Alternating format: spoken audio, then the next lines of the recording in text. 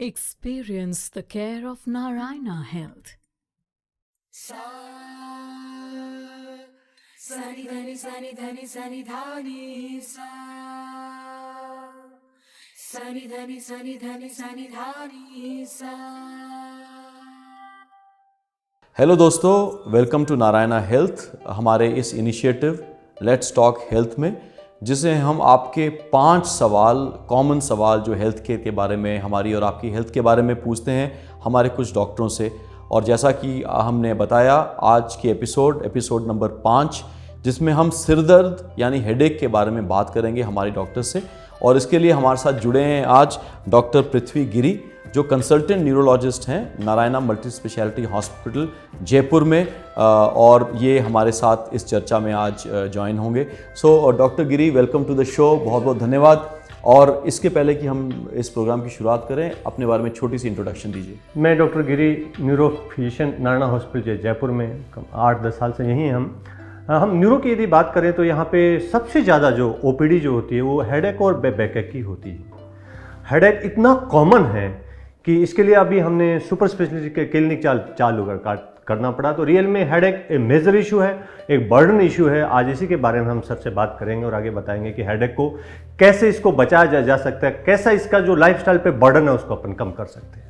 बहुत बहुत शुक्रिया। सो डॉक्टर साहब ने जैसे कहा कि एक बहुत बड़ा बर्डन बन गया, और मुझे लगता नहीं कोई ऐसा व्यक्ति होगा जो कभी भी हेडेक से ज़िंदगी में कभी जिसको हेडेक ना हुआ हो। सो डॉक्टर साहब, सबसे पहले जो एक कॉमन बात लोगों के दिमाग में आती है कि क्यों हेडेक इतना परेशान करता है हम लोगों को। जब सिर दर्द होता है हम क्यों उस स्टेज पे पहुंच जाते हैं, विचलित हो जाते हैं, क्या रीज़न है इसका? देखिए, हेडेक की बर्डन की पहले बात करूं मैं, घर परिवार ऑफिस फ्रेंड कलीग कहीं न कहीं किसी न किसी को रोज ही हेडेक आपको मिल ही जाएगा। हेडेक यदि वैसे बात करें तो साधारण हेडेक है वो बहुत कॉमन होते हैं, जिसको हम मेडिकल भाषा में बोलते हैं प्राइमरी हेडेक। हेडेक की बहुत ही क्लियर सी बात है कि 80 to 85% हेडेक के जो पेशेंट हैं वो अपनी लाइफस्टाइल से ही ठीक हो सकते हैं। लेकिन अभी समाज में इसका उल्टा है। लाइफस्टाइल की प्रॉब्लम की वजह से, इसकी जो ट्रिगर है उसकी वजह से हेडेक इतना परेशान करता है। और इंपॉर्टेंट है, ये ट्रिगर है प्रॉपर स्लीप, टाइम से खाना नहीं खाना, ओवर थिंकिंग, प्रेजेंट में नहीं रह के फ्लैशबैक या फ्यूचर में रहना। तो अपनी लाइफस्टाइल लोगों ने इतनी खराब कर रखी है कि उन्होंने खुद ने ही हेडेक को क्रिएट किया है। तो मैं बहुत क्लियर कर दूं कि किसी को यदि हेडेक है तो ज्यादातर केसेज, प्राइमरी हेडेक के ऑलमोस्ट ऑल केसेज आपकी लाइफस्टाइल मॉडिफिकेशन से ठीक हो सकते हैं। आपने ये सुना डॉक्टर साहब से, और हम ऑलमोस्ट 5वीं एपिसोड में पहुंच गए हैं, और 4 एपिसोड में पिछले 4 डॉक्टरों ने लाइफस्टाइल के बारे में बात की। इसके बारे में आगे चलेंगे। सो डॉक्टर साहब, हेडेक्स तो कई किस्म के होते हैं। जी। तो आप ज़रा कुछ बताएंगे क्या टाइप के हेडेक्स होते हैं, क्या क्या अलग अलग तरीके के हेडेक्स होते हैं? देखिए, यहाँ जानना बहुत ज़रूरी है। साइंटिफिकली हेडेक 2 तरह के होते हैं। एक होता है प्राइमरी हेडेक, जो सामान्य हेडेक बोलते हैं। इसके पीछे कोई सीरियस कारण नहीं होता, ये सबसे कॉमन हेडेक होता है। जैसे माइग्रेन का हेडेक, टेंशन का हेडेक, क्लस्टर हेडेक, कई और तरह के हेडेक होते हैं। दूसरे जो बहुत कम होते हैं उसको हम बोलते हैं सेकेंडरी हेडेक। उनके पीछे कोई सीरियस कारण होता है, जैसे ब्रेन का ट्यूमर है, नस फट जाना, नस बंद हो जाना, कोई चोट लगना, इन्फेक्शन है, कई और तरह के होते हैं। इंपॉर्टेंट ये है कि जो प्राइमरी हेडेक हैं वो लाइफस्टाइल से एसोसिएटेड होते हैं, लाइफस्टाइल चेंजेस की वजह से होते हैं। उनको लाइफस्टाइल को ठीक करके, करेक्ट करके उनको ठीक किया जा सकता है। ज़्यादातर ऐसे भी देखने में आता है कि आज के ज़माने की बात करूं, युवा हैं, वो हेडेक हुआ, गूगल पे सर्च किया, उनको सेकेंडरी के कोज मिले, ट्यूमर वगैरह, उन्होंने सोचना चालू किया, फिर एक नया हेडेक क्रिएट कर दिया। तो हेडेक लाइफस्टाइल के अराउंड ही घूमता है, जिसको खुद कंट्रोल कर सकते हैं, काफ़ी हद तक अपने लाइफस्टाइल को चेंज करके ठीक कर सकते हैं। क्या बात है। सो डॉक्टर साहब ने एक बड़ी अच्छी बात ये कह दी कि almost 75 to 80% headaches lifestyle related है, उनको कंट्रोल किया जा सकता है, उनको ठीक किया जा सकता है। एक डॉक्टर साहब, हम ऑलमोस्ट हर आदमी के मुंह से सुनते हैं माइग्रेन, कि हमें माइग्रेन हो गया है, माइग्रेन हो रहा है, उसको कोई दवाई काम नहीं कर रही। तो ये माइग्रेन किस टाइप का हेडेक है और क्यों इतना ज़्यादा उसके बारे में चर्चा होती है? देखिए, मैं माइग्रेन लोग जब कहते हैं कि हमें हेडेक हुआ है, आके ओपीडी में बोलते हैं साहब हमें कोई माइग्रेन तो नहीं हो गया, बड़ा एक फियर सा रहता है। यदि बेसिकली देखा जाए कि माइग्रेन एक डिजीज नहीं है, रोग नहीं है। माइग्रेन एक ब्रेन की कंडीशन है। जब ब्रेन स्ट्रेस में होता है तो ब्रेन से कुछ केमिकल रिलीज होते हैं, और जो केमिकल रिलीज होकर वो हेडेक करते हैं उसको हम माइग्रेन कहते हैं। माइग्रेन के कुछ सिंपल कुछ ऐसे लक्षण होते हैं, जैसे माइग्रेन हाफ बॉडी में हो सकता है, आधे सर में, जिसको किसी जमाने में आधा सीसी बोलते थे, हाफ पार्ट में हो सकता है। माइग्रेन के साथ में एसोसिएटेड फीचर है, जैसे नोजिया, वोमिटिंग, कई बार फोटोफोबिया, फोनोफोबिया, धूप से लाइट से दिक्कत होना, एक साइड का दर्द है, पल्सेटाइल दर्द है। माइग्रेन के ज़्यादातर केसेज, जो माइल्ड के केसेज होते हैं, उनको लाइफस्टाइल मॉडिफिकेशन से ठीक कर सकते हैं। माइग्रेन की फिर मैं बताऊं, किसी तरह का प्राइमरी हेडेक इंक्लूडिंग माइग्रेन जो लोग सबसे ज़्यादा सुनते हैं, किसी की यदि प्रॉपर स्लीप है, वो मील टाइम से लेता है, उसका स्ट्रेस कंट्रोल है, योगा मेडिटेशन वो करता है, तो माइग्रेन के ज़्यादातर केसेज ठीक हो जाते हैं। फिर मैं यहाँ कह दूं कि माइग्रेन से लोग बहुत डरते हैं, आके पूछते हैं कि साहब हमें माइग्रेन तो नहीं है। माइग्रेन एक रोग नहीं कह के एक ब्रेन की कंडीशन है, जिसे लाइफस्टाइल को चेंज करके उस कंडीशन को हटाया जा सकता है, और नॉन फार्मेकोलॉजिकल विदाउट मेडिसिन भी माइग्रेन को ठीक किया जा सकता है। क्या बात है। आप देखेंगे डॉक्टर साहब ने कहा कि अपनी लाइफस्टाइल को चेंज करके हम कई हेडेक्स जिसमें माइग्रेन इंक्लूडेड है उनको हम उस पर कंट्रोल लाया जा सकता है। अगर आप डॉक्टर गिरी से और कुछ बात करना चाहें तो ये QR कोड आपके स्क्रीन के इस समय है, उसमें नारायणा हेल्थ ऐप को डाउनलोड कीजिए और www.narayanahealth.org पे जाके और डॉक्टर गिरी के साथ आप अपॉइंटमेंट बुक कर सकते हैं, उनसे कुछ ज़्यादा जानकारी ले सकते हैं अगर आपको चाहिए। सो डॉक्टर साहब, आपने लाइफस्टाइल चेंजेस के बारे में कहा, मैं 2 सवाल पूछूंगा आपसे छोटे छोटे। पहली बात तो आपने 3-4 चीज़ों के बारे में बता ही दिया है, लेकिन थोड़ा उसको खुल के बताइए कि लाइफस्टाइल चेंजेस का मतलब क्या है और क्या करना चाहिए ताकि हेडेक ना हो। और दूसरी बात, जो ओवर द काउंटर ड्रग्स लोग लेते हैं कि आपका हेडेक हुआ, पैरास्टामोल खा ली, आपने सेरेडोन खा ली, एनासिन खा ली, बाकी जितनी सारी दवाइयाँ हैं, तो उनका क्या रोल है और क्या उनको खाना चाहिए या नहीं खाना चाहिए, ये ज़रा हमारे सुनने वालों को बताइए। देखिए, जो हेडेक की यहाँ पे बात है कि लाइफस्टाइल और हेडेक कहीं से भी स्ट्रॉन्ग एसोसिएशन है, तो वो लाइफस्टाइल और हेडेक का बहुत स्ट्रॉन्ग एसोसिएशन है। इंपॉर्टेंट ये रहता है कि लाइफस्टाइल में हम क्या चेंज करें कि हमें हेडेक ना हो, हम बच सकते हैं। 3 इंपॉर्टेंट लाइफस्टाइल के जो इंपॉर्टेंट पार्ट है, उनमें से आता है 3 इंपॉर्टेंट पिलर: स्लीप, मील और स्ट्रेस। यदि किसी व्यक्ति की स्लीप प्रॉपर है, लेकिन आज के टाइम में हमें देखने में आता है कि स्लीप हाइजीन बहुत पुअर है। क्यों पुअर है, उसके लिए भी हम जिम्मेदार हैं। सोशल मीडिया, व्हाट्सएप, टीवी लोग रात तक देर तक देखते हैं, उसे बायोलॉजिकल अलार्म जो है वो स्लीप की वो खराब होती है। लेट तक पार्टी करना, ये सारे के सारे, यदि किसी व्यक्ति की स्लीप प्रॉपर नहीं है, जिन लोगों की, उनमें हेडेक के चांस बहुत ज़्यादा मिलते हैं या उनका हेडेक कंट्रोल नहीं होता। दूसरा रहता है मील इन टाइम। देखा जाता है कि जो लोग मील इन टाइम नहीं लेते हैं उनमें हेडेक ज़्यादा मिलता है। जैसे इंडियन कल्चर के अंदर बहुत सारी फीमेल्स होती हैं, वो सुबह उठती हैं, पूजा पाठ करती है, नहाती है, 12-1 बजे तक जाके खाना खाती हैं, उनमें देखने को आता है हेडेक बहुत ज़्यादा मिलता है। जो फास्टिंग करते हैं, जो लोग बार बार फास्टिंग करते हैं, हम बोलते हैं कि हेडेक के व्यक्ति को यूजुअली फास्टिंग अवॉइड करना चाहिए। उसके बाद आता है स्ट्रेस। कोरोना के बाद हमने देखा है स्ट्रेस बहुत बढ़ा है, कोई प्रेजेंट में है ही नहीं, या तो वो फ्लैशबैक में है या वो फ्यूचर में प्रॉब्लम के साथ, इमेजिनरी प्रॉब्लम के साथ जी रहा है। ये बहुत बड़ी प्रॉब्लम है। इसके अलावा लाइफस्टाइल में कुछ इसके ट्रिगर्स होते हैं। हेडेक के ट्रिगर कुछ लोगों में स्मेल से बहुत होता है, कई लोग तो किचन में नहीं जा सकते। ट्रैवलिंग से होता है, जैसे शादी ब्याह में साउंड, शोर शराबा है, वहाँ से भी होता है।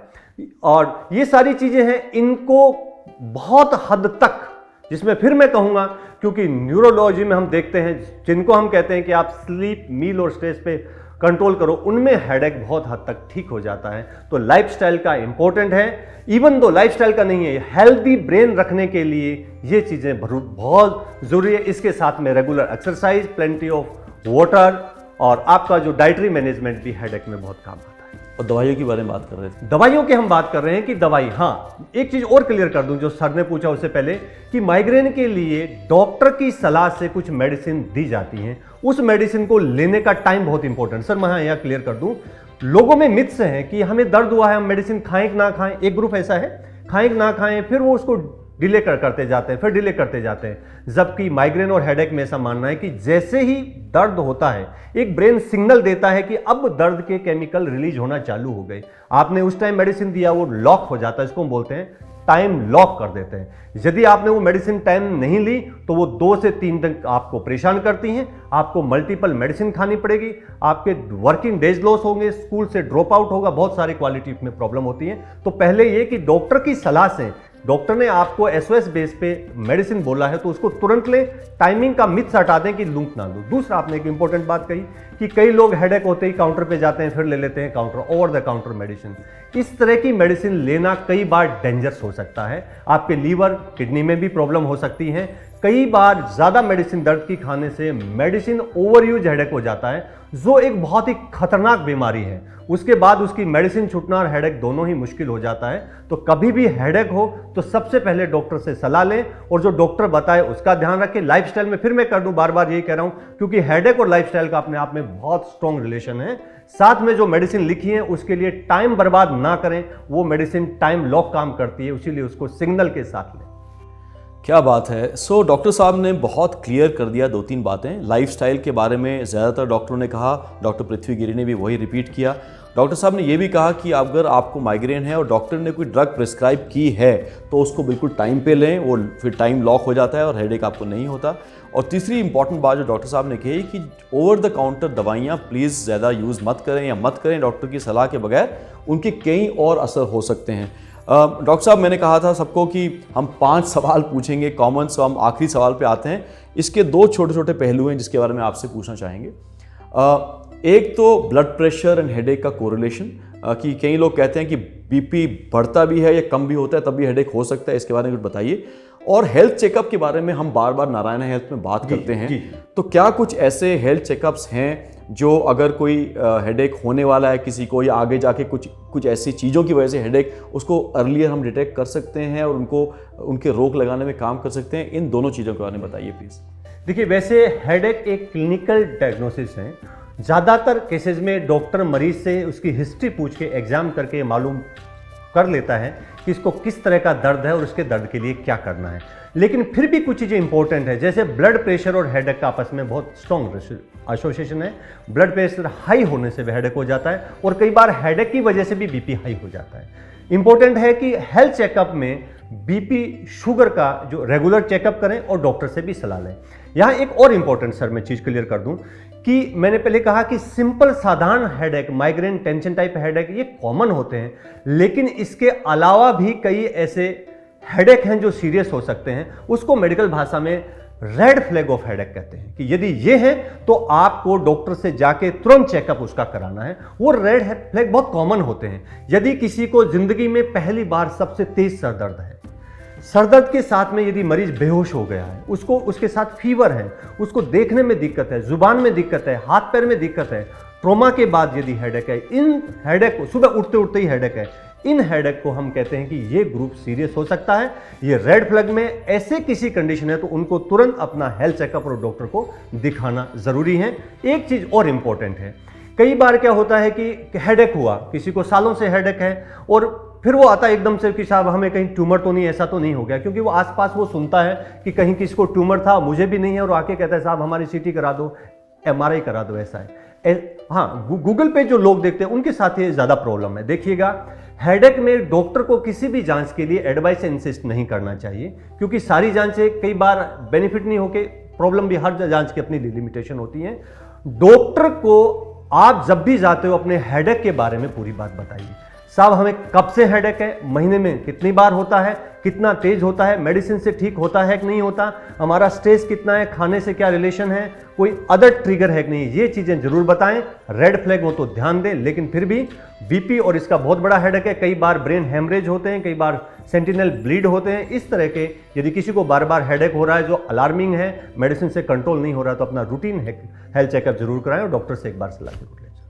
बिल्कुल शुक्रिया डॉक्टर साहब। आई थिंक एक सबसे कॉमन आजकल का जो क्वेश्चन हमारी सारी जनता पॉपुलेशन में हेडेक के बारे में जो घूम रहा था, मुझे लगता है हमारे इस लेट्स टॉक हेल्थ के 5 क्वेश्चन से आप सब लोगों को इसके बारे में कुछ जानकारियाँ ज़रूर मिली होंगी। डॉक्टर साहब ने बहुत अच्छी तरह से, बहुत ब्यूटीफुली कुछ डाउट्स के बिल्कुल उनके समाधान बताए। और डॉक्टर साहब ने जो 2-3 चीज़ें कही, फिर से दोहरा देना चाहता हूँ कि अपने खान पीन पे, अपनी सोने के ऊपर, अपने स्ट्रेस लेवल्स पे कंट्रोल करें। और कहते हैं ना, वीडियो गेम्स, बार बार मैं कहता हूँ गेम्स खेलें तो बाहर जाके खेलें, वीडियो गेम्स में मत खेलें। रात को वीडियो और बाकी सोशल मीडिया को एक तरफ रखें। रेगुलरली अगर बीपी वगैरह अगर आपको है और हेल्थ चेकअप में आते हैं तो उनके लिए सलाह लें डॉक्टरों से। कुछ रेड फ्लैग हेडेक्स अगर होते हैं, कुछ डॉक्टर साहब ने बताया उनके बारे में, अगर वो हैं तो उनके बारे में डॉक्टर से ज़रूर सलाह लें। गूगल पे जाके अपने आप उनके बारे में ना सोचें। इन सब बातों की जानकारी के लिए डॉक्टर साहब बहुत बहुत आपका शुक्रिया, आप आज हमारे साथ जुड़े और ये बहुत इंपॉर्टेंट बात के ऊपर आज आपने बात की। सो दोस्तों, जैसा मैंने आपको पहले कहा, हमारी अपनी हेल्थ के लिए 5 सवाल 5-10 मिनट केवल इन प्रोग्राम्स को, लेट्स टॉक हेल्थ को देखिए। हमें विश्वास है कि आपकी हेल्थ बहुत बेटर होगी। और इसी के साथ आपसे विदा लेते हैं और ये बताते हैं कि अगली एपिसोड में हम लोग एक और ऐसे टॉपिक जिस पे काफ़ी डाउट्स रहते हैं, वो है चोट के बारे में। जब चोट लगती है तो चोट में क्या करना चाहिए, कभी कभी कुछ लिम्स या कुछ हाथ हमारे कट जाते हैं, उनको कैसे रीसेट किया जाता है, क्या वो नॉर्मल सी वापस आ सकती है कि नहीं, उनके बारे में बात करेंगे। तब तक के लिए बहुत बहुत शुक्रिया and good health to everyone from Narayana health. Let's talk health की टीम की तरफ से आपको बहुत बहुत धन्यवाद ये सब सुनने के लिए। धन्यवाद डॉक्टर साहब।